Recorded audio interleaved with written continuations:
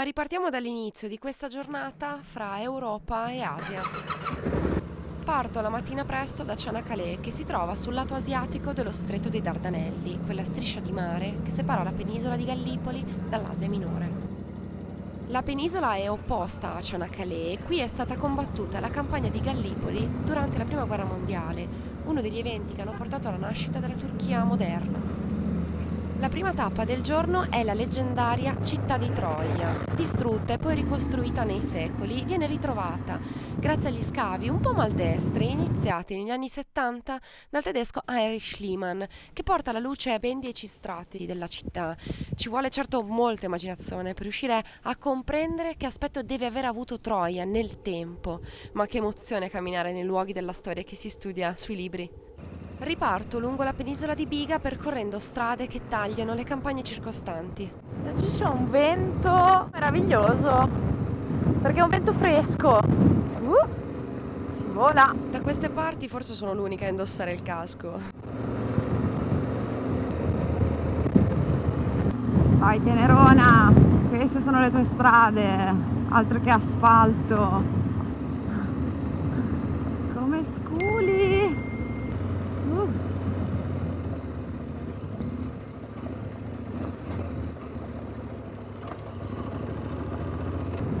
Praticamente ogni giorno è una nuova sfida, ogni giorno non so che strada incontrerò, non so se ce la farò.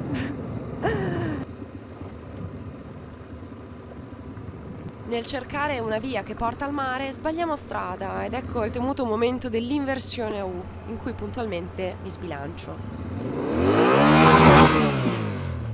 In un istante di pura follia provo a tirare su il Tenere da sola, eppure con la tecnica sbagliata. Dovrei fare leva con la forza delle gambe e tenere giù la schiena, ma non riesco a pensare in questo momento, che viene a mia insaputa ripreso dalla camera del casco che avevo appoggiato per terra.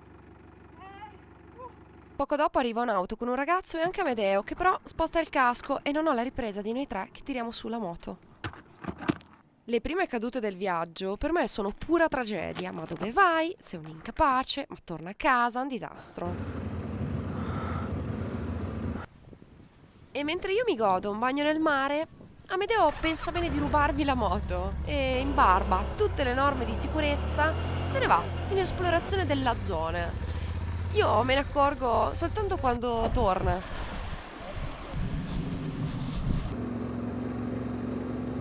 Mentre improvviso ogni strada che non sia asfaltata, penso a quanto vorrei aver fatto un corso di fuoristrada prima di partire. Eppure inizio già ad amarle, quelle strade polverose, di terra, di sassi. Mi piace che tutto il mio corpo sia coinvolto nella guida. La bellezza della Turchia è anche il poter alternare alla strada la visita di antiche città e santuari.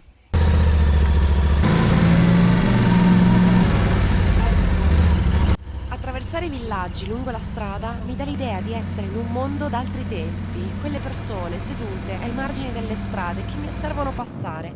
Chissà cosa pensano. Avevo già percorso questa strada in parte con la Willis l'anno scorso.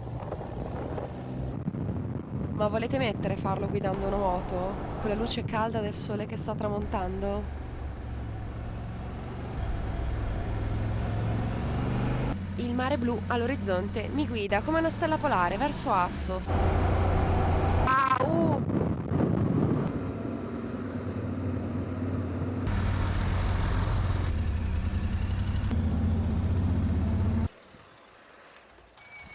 E come d'abitudine, ad ogni sito che visito, mi svesto dei panni della motociclista e mi metto più comoda. Ci sono oltre 30 gradi in questo periodo.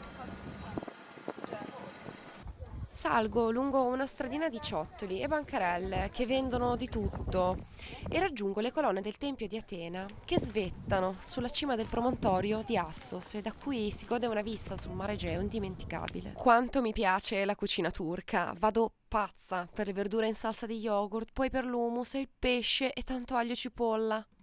Riparto da Ayvacık, dove ho dormito a 20 km dopo Assos e prendo una strada secondaria che attraversa gli uliveti con il mare Egeo alla mia destra.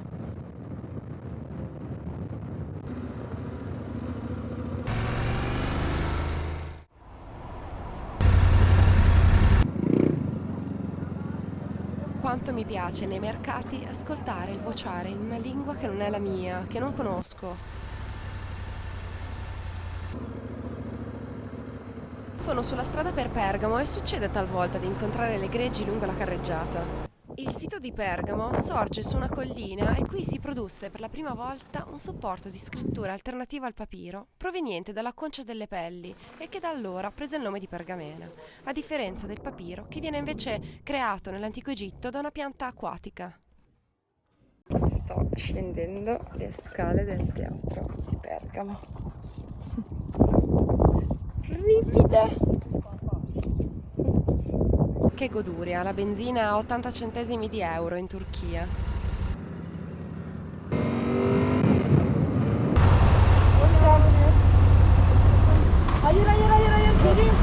Hayır lütfen. Hastaneye yetişiyorum. O yüzden. Ya tamam da yani ben izin şimdi isteyeceğim. ikinizi nasıl alayım? Arkamdakinden izin isteyeceğim. Sakin ol. Seninle ne alakası var?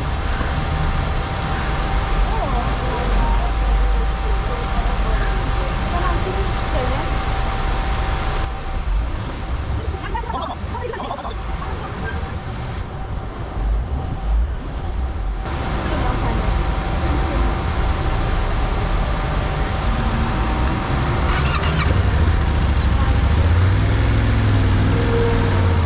È tardi e decidiamo di prendere l'autostrada, ma scopriamo subito che non è stata proprio una grande idea, perché veniamo risucchiati all'ora di punta in un ingorgo fuori da Smirne, tra gallerie che sembrano le porte dell'inferno e zaffate di aria bollente dei camion che si affiancano lenti.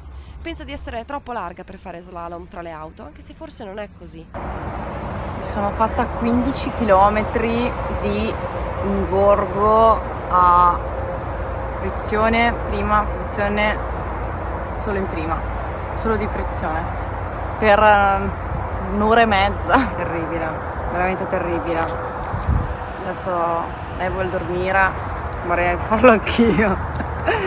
Ho ancora un'oretta di strada per arrivare all'hotel. Ci sono dei momenti di sclero in cui viaggiare con altre persone mi pesa tantissimo, perché mi sembra di non avere il tempo di scrivere di quello che sto vivendo e al contempo ci sono delle altre volte, quando sono da sola tanto tempo in moto, in cui non sopporto neanche i miei stessi pensieri. Non mi piace perché quando sono da sola in moto. Quando vorrei stare da sola perché non sono più in moto, sono con loro. E non ho un momento per scrivere, non ho un momento per stare in pace. Uno. Immaginatevi dei navigatori, siamo nel secondo secolo d.C., appunto lungo la costa vi trovate una delle più belle città dell'antichità, Efeso, sono a Efeso. Alle mie spalle c'è la biblioteca di Celso. Efeso, l'antica capitale della provincia romana dell'Asia Minore, è tanto magnifica quanto affollata di turisti. Dopo aver visitato a 7 km da Efeso, quella che viene considerata l'ultima dimora della Vergine Maria, punto le due ruote in direzione del sito di Magnesia. Raggiungo Magnesia, un sito decisamente poco frequentato e fuori dalle classiche rotte turistiche, ma di grande bellezza. Qui si può visitare uno degli stadi meglio conservati del mondo classico, che ospitava fino a 30.000 persone, e ci si arriva da una stradina sterrata in mezzo ai fichi. Dall'anno scorso è in attività sul sito un importante intervento di scavo e recupero da parte degli studenti dell'Università di Ankara, che con Amedeo conosciamo nel vicino villaggio. Seguite la loro pagina ufficiale su Instagram. A sinistra! Vento in carena! Sono 50, sto male.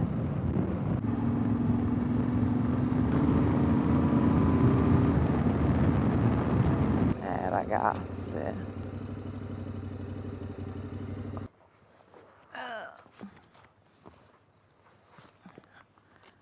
Fa una certa impressione sapere che una volta la linea della costa era proprio davanti al teatro. A quest'ora la biglietteria è chiusa, ma Mileto è un sito senza cancelli, per cui mi incammino tra le sue rovine rischiarate solo dalla luce della luna. Questa notte dormo a Didime, che raggiungo seguendo quella che era la via sacra che la collegava a Mileto. Il tempio di Apollo a Didime, impressionante per le sue dimensioni, Era il tempio più grande dell'Asia Minore, secondo solo al tempio di Artemide a Efeso, che era una delle 7 meraviglie dell'antichità, di cui è sopravvissuta al tempo e alla furia degli uomini solo una colonna, su cui oggi hanno nidificato le cicogne.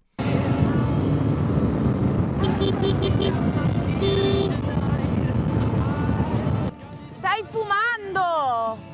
Amedeo fa una camminata per schiarirsi le idee, poi prende il Teneré e recupera nel più vicino villaggio a 30 km 1 litro di olio idraulico e poi con un cacciavite e una fascetta presi dalla sua cassetta degli attrezzi aggiusta il sistema dell'idroguida. Sulla strada vediamo una macchina in panne in una cava e per la prima volta Amedeo considera che forse il verricello sarebbe stato utile averlo non solo per sé, ma anche per poter tirar fuori dai guai qualcun altro. Purtroppo però non c'è niente da fare.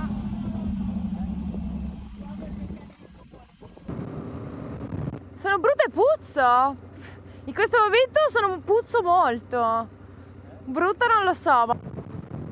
Sulla strada per Bodrum si intensificano i posti di blocco e insieme a questi degli scorci sul mare blu straordinari. Bodrum, l'antica Licarnasso, definita da Omero il paradiso dell'eterno azzurro, è insieme ad Antalya e Marmaris una delle mete di mare più famose e turistiche della Turchia. Wow!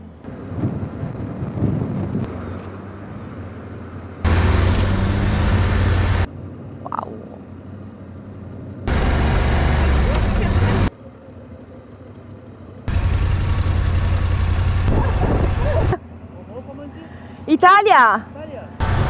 Italiano? Sì! Però nessuno era Magnesia, sono tutti qui. Niente, tira più una via di negozi e shopping che un sito archeologico.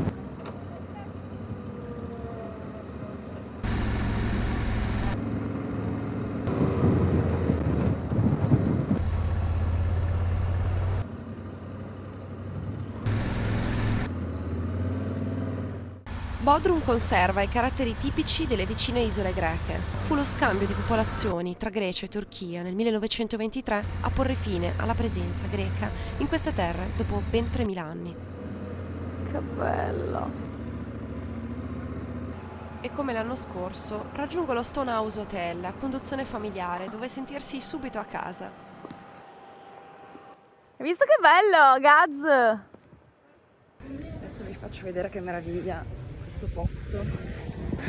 Sembra un po' Grecia,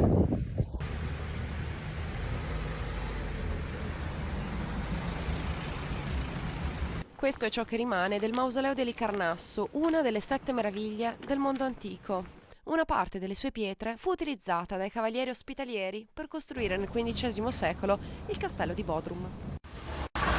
Ferma al solito benzinaio, sono a Marmaris, oggi è molto dura, 40 gradi. Guardando alla vista che regala la panoramica strada D400, non è poi così male il non aver trovato posto sul traghetto che da Bodrum in poco tempo ci avrebbe portato alla penisola di Dacia. Da Marmaris, per raggiungere la punta della penisola, vedo per la prima volta che il mare non è più alla mia destra, ma è alla mia sinistra. Sono le rampe per far frenare i camion.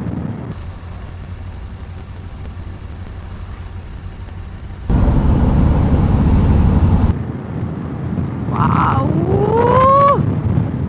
È elettrizzante percorrere una curva dopo l'altra al tramonto, questa strada che si snoda lungo la stretta striscia di terra della penisola dove il mare Egeo incontra il Mediterraneo. Quanti gatti che incontro in Turchia e sono così affettuosi, sicuramente più del gatto nero di casa. Questo clima tropicale meraviglioso.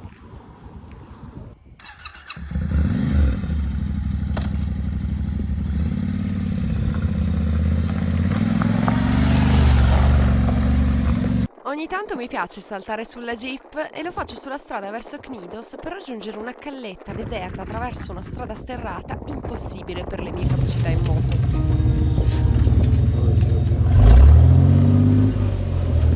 Arrivati alla spiaggia ci si fa il bagno di un'acqua trasparente favolosa, anche se Amedeo non la pensa proprio così. Posto di merda. Posto bellissimo.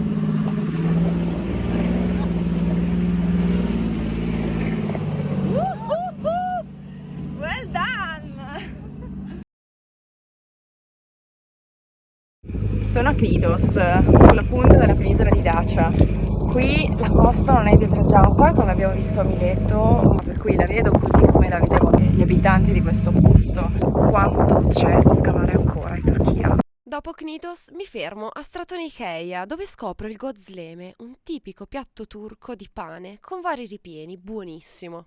Approfitto della camera per buttare giù un po' di pensieri, perché come fai? In moto non riesci a scrivere, poi me le scordo, me le dimentico. E mentre Amedeo si occupa della manutenzione più o meno ordinaria della sua Willys, mi ricordo che dopo tutta la polvere della strada è ora che ingrassi la catena del Teneré. Sembra che è la 10ª volta che registro questo video finale. Grazie di essere arrivati fin qua e se il video vi è piaciuto mettete un mi piace, iscrivetevi al canale, attivate qua sotto la campanellina per non perdervi i prossimi episodi. Seguitemi sui social, in particolare su Instagram e su Facebook. E se avete delle domande lasciatemele pure qua sotto nei commenti e sarò felice di rispondervi. Noi ci vediamo al prossimo episodio. Go for it!